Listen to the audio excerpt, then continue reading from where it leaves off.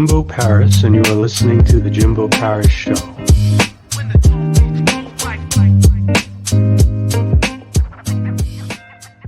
Okay, hello everyone, this is Jimbo Paris. Welcome again to The Jimbo Paris Show. And today we have a special guest, Dr. Megan Mary Delegas. She has a doctor's in physical therapy, and additionally, she's also a founder of the Living Well with Megan Mary. And I also heard as well she's a nutrition coach as well. So she has a pretty big track record. Let's see what she's all about. Hi, how are you? I'm good. How are you? I'm good, thank you. Nice. So can you kind of give me a bit of a summary of what you do? Yeah, sure. In my physical therapy world, I've had a transition of many jobs over the past years because of the pandemic, but at this current time, I'm a women's health physical therapist. So what that looks like is helping women experiencing more women-specific issues such as postpartum complications or even just recovery, help women get back into their best versions of their body. And what that can look like is doing a formal assessment, manual therapy, exercise therapy, nervous system management, prescriptions, and nutrition, like not supplementation so much as supplementing their care with nutrition guidance. And then anything from virtual sessions will be like, we'll do anything from training to discussing lifestyle habits. And in person, I'll also do therapy, hands-on, and training in the New York City area. Okay. And what are postpartum complications? It could be anything simple, like just tearing of the pelvic floor, which is the lower muscles of the abdomen. And so that could be just recovering from that, helping women actually develop strength in an area where they have passed the baby. And so helping them get back from a prenatal and postpartum state to a return to activity or fitness or whatever it is that they do, whether it's their job that is more manual based or movement based or just general lifestyle goals to help them optimize their life again. So you're a jewelry artist from Althea Collection, right? Yeah, that's actually just one of my collections. Everything I make is just Megan Marie handmade or handmade luxury is what I have deemed my small shop that is, starting to grow pretty rapidly. But the Althea Collection itself is just a sub collection of jewelry that I'm making. So it's handmade chains and examples of one that I'm wearing on my wrist and my neck. So different types of chains that are handmade. Mm-hmm. Why jewelry? Oh, good question. One of those like stumble into it / passion / timing thing. So I've always liked jewelry since I was young. It was one of those things where you kind of just, peruse those window shops and you look at them and you observe them. And I would always look at these pieces and just wonder, oh, I would have done this differently, or I would have done this in this way so it suits my style more. So it was a lot of analyzing. But in the height of making or building up my business, I used to live in San Francisco. I now live in the New York area. I needed a hobby away from work because for any entrepreneur, you know that it's consuming all the time. Your mind is always thinking about work in some capacity.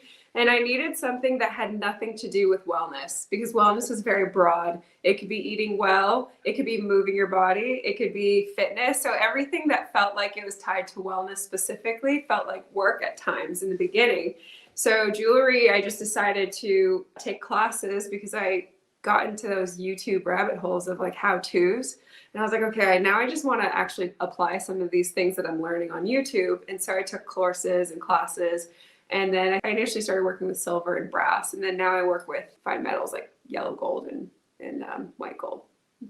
Mm. Yeah. So you seem to have a lot of different skill sets and talents and hobbies. And what I'm trying to get at now is what are you focusing at right now? Right now, the majority of my efforts are towards making jewelry. It's just so therapeutic for me. It's one of those things where in order to make it, I have to put my phone down. I have to put everyone away. And then I just need to do the jewelry. I need to craft it. So I'm very present. I'll either listen to audiobooks or music or whatever. And I have found, especially after this pandemic or in it and whatever. I really needed something that grounded me and made me like process life a little bit. And so since then, things have been growing. I just want to keep growing. It's very different than healthcare. That has its thing. I'm doing it. I'm still growing. I'm still learning within it. I'm still working with clients, but it kind of is self-sustaining at this point. And the jewelry is really just that passion project that I think like fuels the soul in a different way. So a passion project. And what were your first pieces that you made exactly? Were you proud of your first pieces? How critical are you of your jewelry? Is Oh every my God. jewelry great to you, or are some not so good? I'm very detail oriented. So I am critical in a way, but I don't continue the process of making jewelry if I feel like it's not aligning right. So usually by the time I get to the end of a project, I'm already in love with it. But an example of an original, I don't sell this anymore because I do exclusive collections where there's a limit on how many I sell because I want it to be special for the buyer. But this is just an example. It's a ring. Let me see if I can get myself by the camera. It's a ring. This I think I sold out of last year, but I'm not wearing another item that I usually make, but it's just one of those things where I love the process from start to finish, and each step along the way gets refined. So it only gets better as I go. Does that make sense? That makes sense. Yeah. Yeah. It's great. It's very rare nowadays to find handmade chains. Everything is made just in mass production. So anything handmade that you would maybe find now is a little bit more old school, a little less modern. And so I'm trying to kind of create a modern feel, something that's going to last a while that is different, but also very like timeless, almost like reinventing the chain, the gold chain or the metal chain. It doesn't have to be yellow gold, but yeah. Do you have a grand goal at the end of this? Oh, of course. So for me, my goal is really to create a lifestyle where I can be the best version of myself, whether it's finding this balance of wealth, not money wealth, but energy and time and creativity and presence. So a wealth of all those things for me feels like I need to create a lot of different things and have different projects. And that's just the way my brain works too. I can't just do one thing. So I don't know if that answers your question, but if that's my bigger grand goal is to have a balanced life. So growing chains and jewelry and making sales on those through social media and through interviews is just one of many ways that I can do that. I'd love to travel one day and use my travels as inspiration for jewelry or other items that I might make for my shop. So the goals are there. They're a little gray on purpose. The overarching one is a life well lived with enough variety and wealth. So. So what I'm getting from you is that you sound like a very intuitive person. You know, you're guided a lot by your passion and your emotions, but at the same time, you're a very focused person as well. And I think that's an interesting combination because, okay. And the next question I have for you is what is the biggest challenge of being an artist? The challenges of being an artist. I would say creativity, for at least for me, it comes when I'm relaxed. And so we know what life is like. It's not always relaxing. I would argue that sometimes it's mostly not relaxing. So to be an artist, at least for me, I'm definitely just speaking for myself here, I need to be in a certain headspace to be able to create or to feel this like wanderlusty like feel of like, travel and inspiration and things that would inspire my actual jewelry.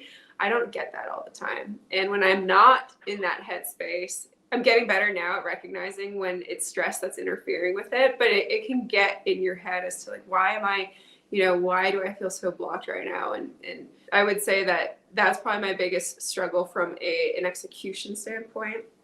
I think from an artistry perspective, I think it's a little more challenging for people to get recognized, to be appreciated for art. A lot of people want things quick at this point. They want things less expensive. They want quality without the price tag. So there's actual like societal struggles with being an artist. I am lucky because I'm not facing a lot of these things because it is not my main income. It's not my main thing. It's not what is driving me with making jewelry. It really is for my wellness. And if I make amazing sales along the way and it's growing to be this hybrid business and passion, then that's amazing.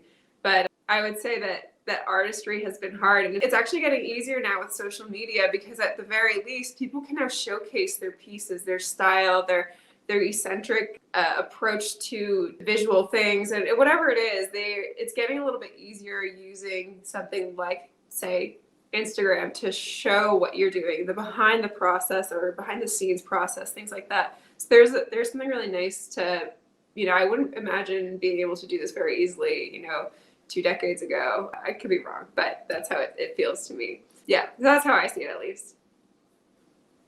Now, we talked about sort of your best skill, but what's a skill that you may want to improve on more, you think may need more work? In jewelry? In regards to your general business experience, yeah, jewelry, anything. Oh, so good. That's actually a great question. That's not where I thought you were going with it. I thought you were talking about like an actual skill, which we could talk about too. But for me, consistency is actually very hard with business. I have like the classic creator brain, which is dive in, very interested, very invested until you're not, and then you can't focus very well. So creating systems to allow for consistency, I think, is especially hard for me. And it was hard even when I just had my PT business, not because jewelry is all of a sudden in this now I have to juggle more. That is part of it, but I struggled with it in just the healthcare side of things. 1,000 different hats for any entrepreneur is being worn, and trying to pick which one to wear when and how to minimize the time wasted trying to transition is not a skill set that I am very good at. I've gotten better at it, but I think some people are just far better at it than I am. So that's the kind of stuff that very much creates turmoil emotionally for me. Why can't I just get the simple task done every single day like everyone else can, But I know I'm not alone on people struggle with it in various areas of their life, but it definitely feels apparent for me in business. Now, you sort of built yourself up to this point, and you sort of want to give back to people and especially women in need. So the next question I have is, how do you help others, and what services do you specifically provide? So if we're just talking about healthcare, I have a lot of different services that I've developed over the years. I give a lot of information and just perspective shifts on my social media platform. So a lot of information there, and very agnostic, non-biased information. So the kind of information where it's not the sexy thing that you see on the internet. Oh, thank you. Yeah, it's not the sexy thing you see on the internet, but it's the thing that's actually right, as right as I know it. And so I also have subscription platforms where I allow people to communicate with me, ask questions. I post exercises and videos and explanations for things based on what someone might be asking for. So that's a low cost way to work with me without working with me. And then I also do one-on-one sessions. That's how I will work with people. In clinic, I actually just started negotiating or chatting with one of my superiors because I am contracted out of a clinic. I rent space out of it, essentially. And we will be offering pro bono pelvic floor physical therapy, which really looks at the lower muscles of the abdomen for women. And the population is just refugee women. So that will be pro bono, hopefully come January. And then as far as other ways that I give back from jewelry, there are a percentage of my profits that get donated to the studies of women's health, because up until a few decades ago, I believe all studies were performed on men and then interpreted by men. It excludes the fact that there are differences between women and men. And there are different conditions that men won't typically have, right? So think of something like endometriosis. That's not really studied in men. And so the point is there's more and more studies happening out there for women, and I want to contribute to that. So a percentage of my jewelry profits will get donated to that. And you mentioned, your ability to sort of connect and communicate with others. So what strategies did you use to market yourself and sort of market the art that you have as well? And maybe this could be something that could resonate with some of the other women or people in the audience who want to start their own businesses as well? Yeah, yeah. I would say that where I am right now, I can mostly attribute it to social media because I had no choice during the pandemic. When I moved, I lost any in-person community that I had. And I ended up moving home with my folks because I was planning to move to New York, but I put that on hold and I just ended up moving to my parents, which they're in Boston. So that's East Coast. So the plan was there. It was just on pause for New York. But what was beautiful about being home is I got to be with my family in a way that I never would have otherwise. And I was in what I would say a stable home. I was really lucky. I didn't have to pay rent. I was at my parents' house. So in that time, I just built everything virtual. I had started social media from a business standpoint, Instagram in particularly, at that time. And I just basically, the way I like to use social media, and it has evolved over time, is to throw out information of the field specifically and provide value, basically. If people have questions, I try to answer it through a social media post. I like to sometimes video a conversation I'm having with a client or patient. They're anonymous, but people can see what I'm saying in those conversations. I like to basically put words to questions all the time. So that's how I did it. And I built a social following a lot over that time. I kind of slowed down because I have other sources of referrals, and social media does take a lot of energy. And I don't need it as much as I needed it during the pandemic. But Instagram is exactly what I did. That was almost all of it. And jewelry, it is still now. I use a different handle for my jewelry. I just post what I have. I post what I'm making, some behind the scenes. It's more of an enjoyable process for me, and it's actually where I get almost all of my sales. But the same thing, it's just providing the item. I try to be as authentic as possible. I'm trying not to look at and do what other people are doing just to gain a following. I think it's gotten, to me, it has helped to just honor what am I doing with my work and what are the things that I can help people with. How do I help people at this state? And how can I put it into video or picture or written format for people? It's a lot of work. I'm not going to lie. It's exhausting sometimes to do the social media thing, but it has proven very effective for me. And this jewelry store, it is an online jewelry store, right? It's all correct. It's not brick and mortar.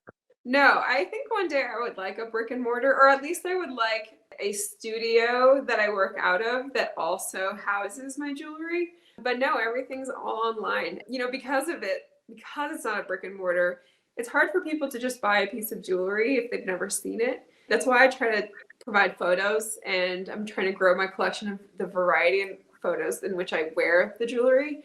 And what I offer instead is complimentary Zoom calls with me. So if you had called me and you're like, Megan, I'm interested in a chain, can we talk about it? You know, what I would do is I would, showcase these chains and we would talk about it, and I would talk about how I make it and, what kind of length might be appropriate for you based on your goals, what thickness, stuff like that. So it's my way of, connecting to people, even if it's still virtual, with the goal that maybe one day I'll do an in-person or a brick and mortar shop. I will do pop-ups at some point. So my hope is 2023, I'll do pop-ups in person, but out of, partnership type stores or events or things like that.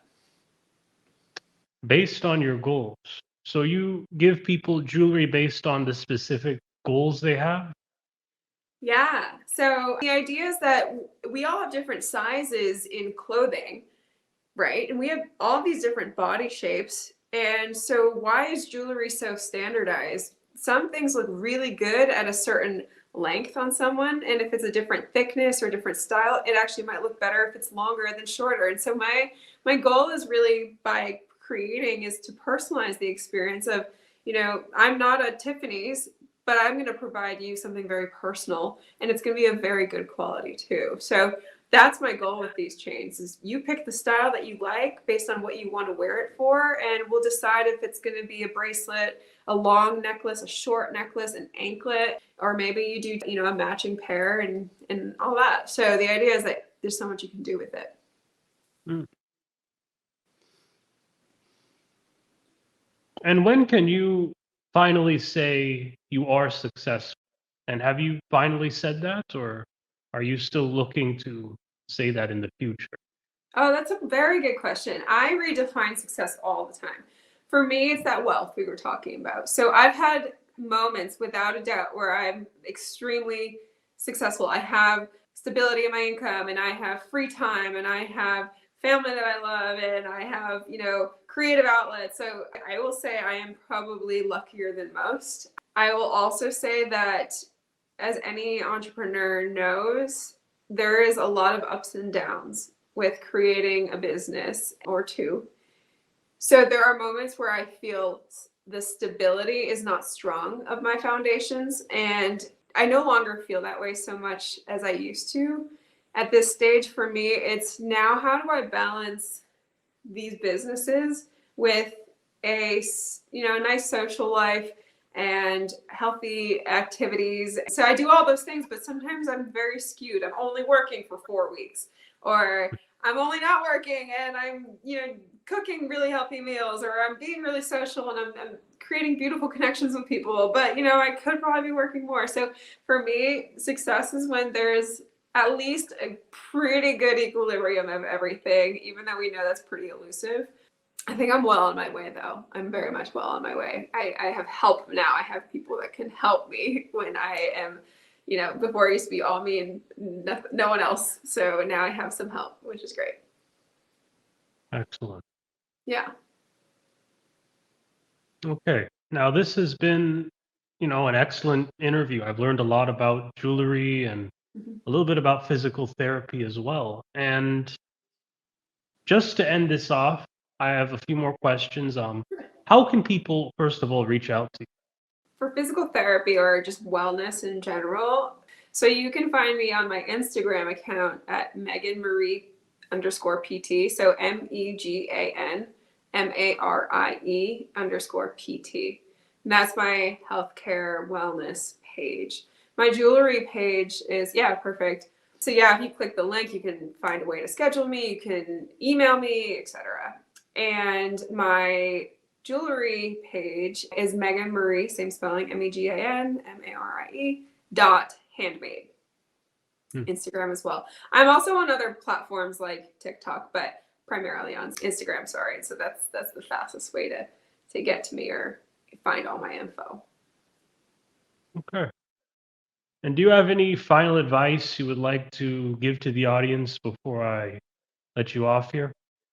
I think as someone who has been through the ups and downs of trying to find identities and a place in a world that is either work oriented or stigma oriented or a certain way of being, I would say I would encourage people to spend a lot of time reflecting on what feels right and trying to very slowly honor that and work your way towards just something that feels a little out of reach really slowly. I always tell people, if you just learned how to, I don't know, play golf or salsa dance, and you spent your time once a week or every other week taking lessons for 30 years, you'll get so much better over that time. Instead of trying to do something so perfectly every single day and so consistently, do it with a lot less expectation of like intensity and spread it out over a long period of time and trust the process of the ups and downs too, because nothing worth having is easy. All right. Well, thank you again, Mrs. Delegas. This has been an excellent interview. Thank you. No problem. Thank you so Now, much. just for a few quick shout outs here. So, the first shout out I'd like to give is to LifeWork Systems. This is Judy Ryan. She is our partner. She is essentially an HR superstar. She goes into big corporate businesses, improves the workforce within those businesses, and in general, just creates a better collegial environment. The next thing I would like to get into is our YouTube channel. I think we're at 102 subscribers now. So thank you again for reaching out to us, subscribing, ringing that bell. Please continue doing that. And then the next thing is our Roku channel. This will be on Roku TV as well as all of our other episodes. So If you want to learn more about jewelry and those types of things, just check out the episode when it airs too. And then last piece, Jimbo Paris Services. We also offer a marketing, coaching, consulting service now. I will go out of my way to make content for you, edit content, consult you, and help guide you in the right direction. All right. So I'm Jimbo Paris. This is the Jimbo Paris Show. Thanks again.